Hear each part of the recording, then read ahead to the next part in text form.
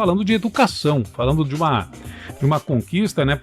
Sempre a educação tem as suas conquistas, as suas participações especiais, e é muito bacana, até daqui a pouquinho o professor Afonso vai trazendo o seu comentário também, mas quando a gente vê jovens, né, Paulo, trazendo aí novas experiências, expondo as suas ideias, preparando-se para o futuro e também planificando como essa experiência jovem pode impactar no momento atual que vivemos, é isso? Isso mesmo, a gente sempre celebra, né, quando esse debate, quando essa produção que parte da educação, principalmente da escola pública, a gente sempre enfatiza, né, contribui de alguma maneira para a gente debater e também buscar soluções para os problemas que são do cotidiano e que são de todos nós. Um exemplo disso é o trabalho infantil desempenhado por crianças indígenas aqui na região de fronteira entre Foz do Iguaçu e Ciudad del Este, Brasil e Paraguai, que é um debate constante entre os dois países e que também atinge Porto Iguaçu, Argentina, não está fora dessa realidade. Mas nesse sentido, Moacir, a bacharel em Relações Internacionais e Integração pela UNILA, Carolina Copete de Vargas, é uma coautora de um artigo recente intitulado Trabalho Infantil Indígena nas Cidades Transfronteiriças de Foz do Iguaçu e Ciudad del Este. É esse debate que a gente vai fazer agora com a convidada que já está aqui conosco, ela que além de ser bacharel em RI, em Relações Internacionais, também é mestranda em História e graduanda em Serviço Social, sempre pela Universidade Federal da Integração Latino-Americana, a Federal de Foz do Iguaçu. Esse artigo foi escrito em coautoria com o Edson dos Santos Júnior, que também obteve aí o grau de mestre pela UNILA e agora doutorando pela Universidade Federal do Rio de Janeiro, a UFRJ. A orientadora desse trabalho é a professora Thalita Lira. Então é esse debate que a gente vai trazer aqui, até porque há uma questão social envolvendo isso, é a questão social aí que delineia esse problema nosso aqui da fronteira e que precisa ser melhor olhado pelas autoridades, pela sociedade dos três países de uma maneira geral. Vamos ao debate, então. Vamos inserir aqui a nossa convidada, Carolina Copete. Bom dia. Bom dia. Bem-vinda ao programa. A gente agradece aí o teu tempo na agenda para vir conversar com a gente sobre esse artigo e principalmente sobre esse tema que é tão necessário, tão importante para a gente conversar, para a gente refletir, para a gente procurar soluções aqui na nossa fronteira. Seja bem-vinda. Muito bom dia, agradeço pela oportunidade e estar aqui discutindo essa questão, né, que é bem impactante, pensando no nosso local onde a gente vive, né, que é uma fronteira que tem suas particularidades bem específicas, né, questão de trânsito e tráfico de pessoas, e tentar pensar nessa problemática do trabalho indígena a partir de uma perspectiva mais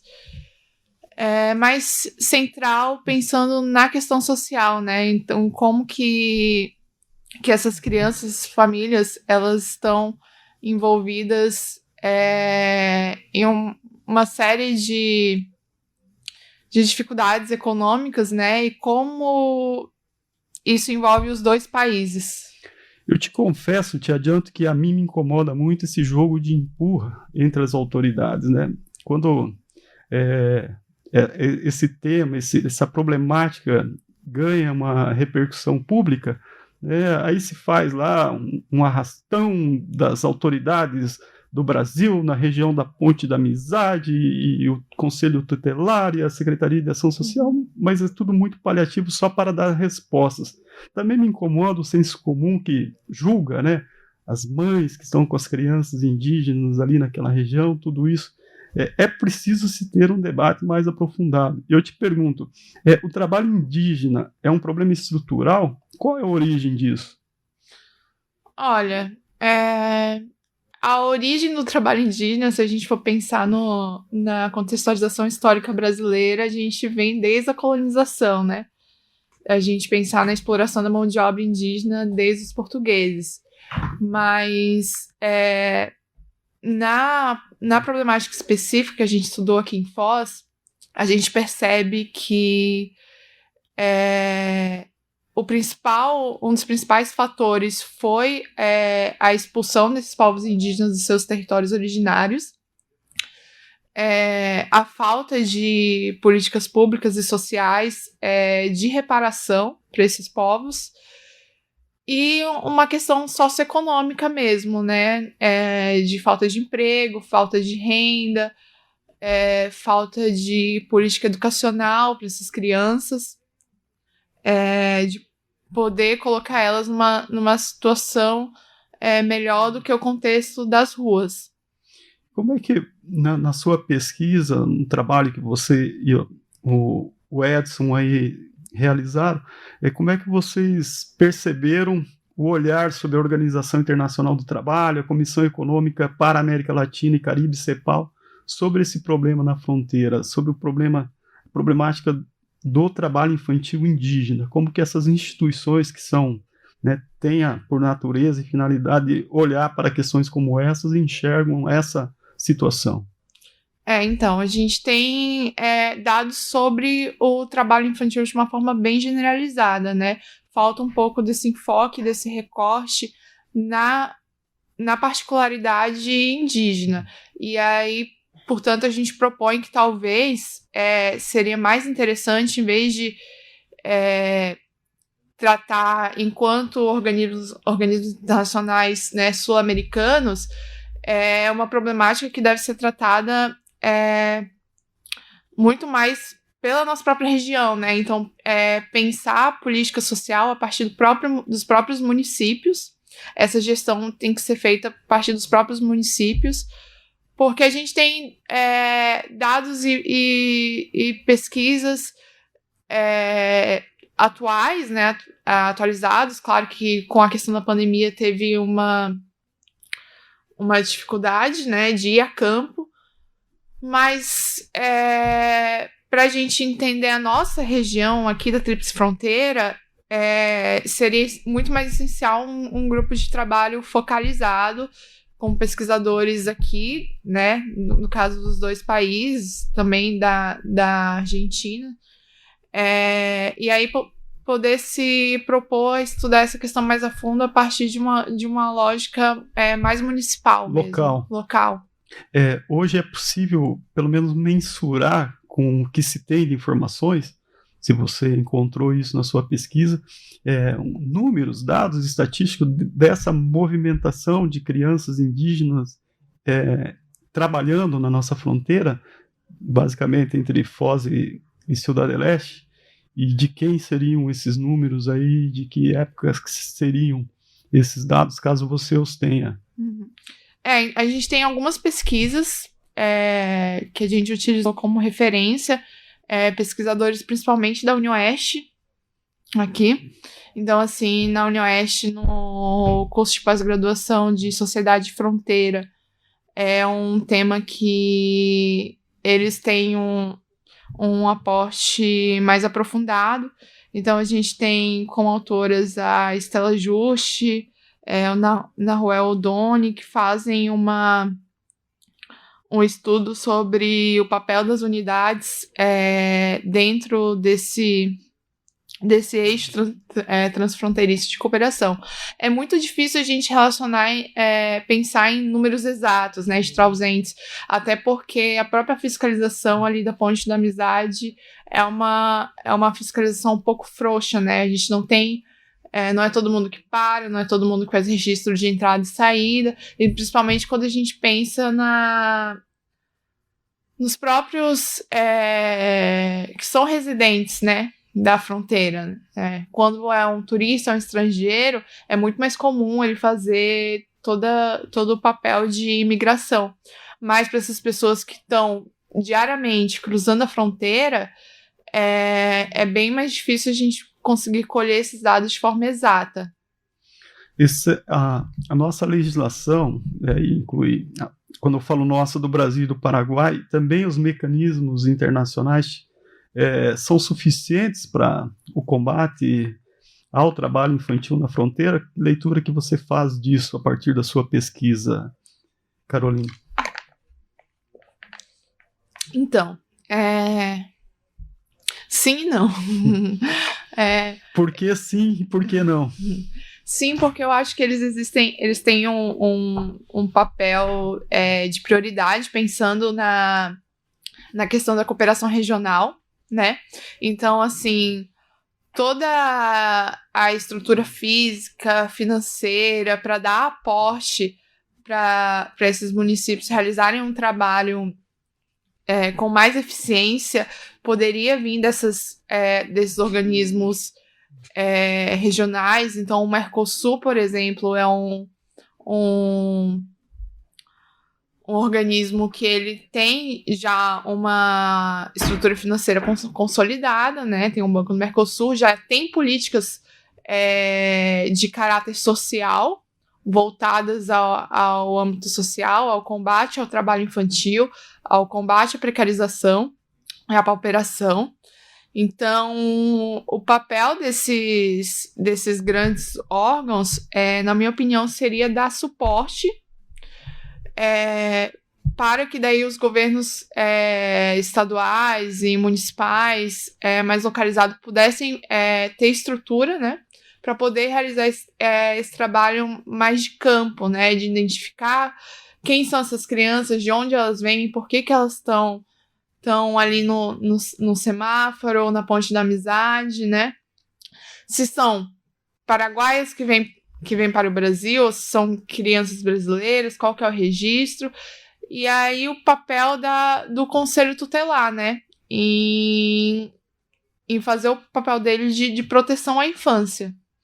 A gente sabe que o trabalho infantil é nefasto dentro da realidade da criança indígena. Tem alguma particularidade a mais, se pensando na sua identidade, da sua cultura, que potencialize ainda mais esse efeito negativo sobre a criança, sendo ela indígena, sob condição de trabalho? Sim. Pensando ali na realidade guarani, na cosmovisão, a construção do conceito de infância é diferente do que a gente tem assim, numa visão um pouco mais ocidental, né? Se a gente pensar numa visão mais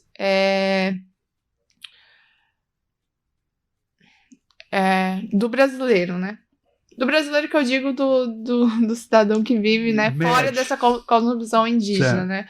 Então, o que ocorria muito era, por exemplo, as crianças acompanharem as mães e aprenderem o artesanato, mas a partir de uma perspectiva de aprendizagem mesmo, né? De comunhão com seus cuidadores e participando ali de um momento de aprendizagem. E aí, com o agravamento da crise econômica, principalmente na questão da pandemia, o que ocorreu? Esses momentos de aprendizagem do artesanato, de aprendizagem de fazer as manufaturas, ele foi desviado para um objetivo comercial. Então, eles não estavam ali numa roda que eles poderiam se entreter, se divertir. Aquele objetivo ele foi desviado e essas crianças, no caso, elas são pensadas não a partir de uma pessoa em condição de desenvolvimento especial, né, que é o conceito de infância que a gente tem a partir do ECA, mas sim como uma pessoa que agora tem um trabalho de poder gerar algum tipo de renda, né? Renda que, na realidade, ínfima, não vai para ele. Isso. E são momentos esses de transmissão da tradição, né? Dessas comunidades, desses saberes, né? Dessas comunidades Guarani. Te pergunto, a relação entre a construção da Itaipu lá nos anos 70 com o aumento do trabalho infanto-juvenil aqui na nossa fronteira, particularmente indígena, você coloca aí a questão da pandemia bem atual, e voltando um pouco no tempo a relação sobre esse empreendimento e o aumento do trabalho, da exploração do trabalho da criança aqui na nossa fronteira. Sim, a gente percebeu na nossa pesquisa que A construção da Itaipu, ela gerou a partir do alagamento, né, das terras, por conta da construção do lago, uma série de problemas estruturais para essas populações indígenas. Não só paraguaias, mas brasileiras também. Porque se a gente pensar a cosmovisão guarani, a ideia de território e fronteira para eles é diferente da nossa. Então, eles não pensam assim, eu moro apenas no lado do Paraguai, eu não posso cruzar essa fronteira.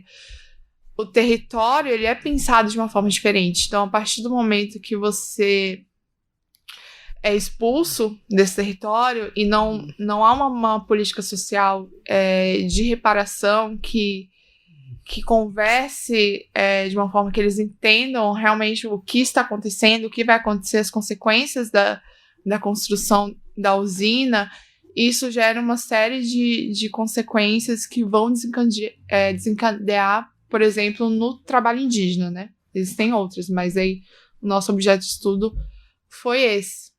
Ô Carolina, explica pra gente o que você considera, pelo menos como que a sua pesquisa olhou, o que é trabalho indígena? A gente está falando de quais atividades aqui na nossa fronteira, especificamente? Essas crianças estão inseridas em que contexto de trabalho? Tá. E a idade delas, caso você tenha um recorte também etário aí que possa nos dar uma referência. A gente verifica principalmente crianças abaixo de 12 anos, né? Ali entre 6 e 12 anos. E a maioria é na questão do comércio, né? Vendendo bala, vendendo doce. O que acontece? A gente escreveu esse artigo no primeiro semestre de 2020, ainda na questão ali no ápice da pandemia. Hoje, se você observar, a gente, além do trabalho do comércio, né, a gente tem muito grave um status de mendicância mesmo. Então, tem crianças que nem estão trabalhando, elas estão em estado de pauperação mesmo, pedindo dinheiro e comida no semáforo. Então, as que pedem são muito pequenininhas, né? Idades assim, sim. 5 anos. E você observa muito, por exemplo, crianças um pouco maiores cuidando de bebês, né? Crianças de colo. Então, é bem complicado. Você citou aqui, as crianças trabalhavam mais no comércio, agora a gente tem essa questão da mendicância. Te pergunto se você conseguiu identificar no seu trabalho, nas suas visitas, na ida a campo, ou mesmo por consulta aí à bibliografia e às autoridades públicas, ocorrências de exploração sexual infanto-juvenil. Há casos, isso pode ser uma preocupação aqui na fronteira, ou vocês não chegaram a esse problema? Olha, a gente não abordou essa questão. Mas há vulnerabilidade desse público em relação a isso? Vulnerabilidade sim. É algo que tem que ser observado, acho que principalmente pela Secretaria de Assistência Social e pelo Conselho Tutelar, porque a gente verifica muito mais a presença de meninas, né? E então a gente sabe que as meninas são as maiores vítimas de exploração sexual. Mas daí isso seria já, né, um novo trabalho, teria que ser bem mais aprofundado. Certo. A gente tem aqui, a gente vive muito de costas aí para essa temática, né, da questão indígena, né, esse território indígena no qual a gente está inserido aqui, a gente conhece pouco e discute pouco ele. O que te levou a estudar isso, e principalmente o que te chamou a atenção, o que te despertou o interesse de abordar o trabalho infantil indígena aqui na fronteira? O que te motivou nessa pesquisa? Então, eu e o Edson, né, o meu colega, A linha de pesquisa dele principal é a cosmovisão guarani, os saberes indígenas. E a minha linha de pesquisa está mais ligada à história social do trabalho. Então, a gente, a partir de uma disciplina de questão social da professora Thalita, a gente resolveu desenvolver esse artigo juntando ali, né, os dois temas de pesquisa. E aqui na fronteira é muito interessante, porque você tem essa transmissão esse fluxo, né, de saberes, de cultura. Então é um território muito rico em termos de pontos de pesquisa que você pode desenvolver, né? E, assim, é infinito as problemáticas que a gente tem. Isso é tanto ruim, né? Porque gera milhões de problemas sociais e econômicos, mas te dá muito campo de pesquisa e muita curiosidade para você tentar entender como que a gente funciona enquanto duas cidades de países diferentes que possuem histórias nacionais diferentes e, ao mesmo tempo, a gente vive uma realidade completamente oposta ao restante do país que não é de fronteira. O trabalho seu e do Edson, trabalho infantil indígena nas cidades transfronteiriças de Foz do Iguaçu e Ciudad del Este, está publicado na revista Espirales. Como é possível encontrar o artigo para ser lido na íntegra? Ele está disponível, é aberto, todas as pessoas podem consultar? Sim, ele está publicado de forma digital, na versão integral, no site da revista. Certo. Entrando ali, digitando a temática, o nome dos autores, chega aí até o artigo facilmente, né? Sim. Para a gente terminar, Caroline, você citou aí aquilo que deve ser uma liderança dos atores locais para tratar dessa temática. Eu entendo que a Prefeitura Municipal de Ciudad del Este e de Foz do Iguaçu devem ter a sua parte aí nesse contexto, através das secretarias próprias aí. O que os municípios poderiam fazer para, primeiro, entender, avançar, estudar e sistematizar ações conjuntas para tratar desse problema do trabalho infantil indígena na nossa fronteira, na sua opinião? Então, primeiro a gente propõe um grupo de trabalho, né? Um grupo de trabalho bilateral, com integrantes paraguaios e brasileiros, para colher dados e sistematizar esses dados, porque sem pesquisa, sem dado, você não faz política pública, você não faz política social. Então, a partir dessas pesquisas, entender quais são as demandas dessas crianças, né, dessas famílias,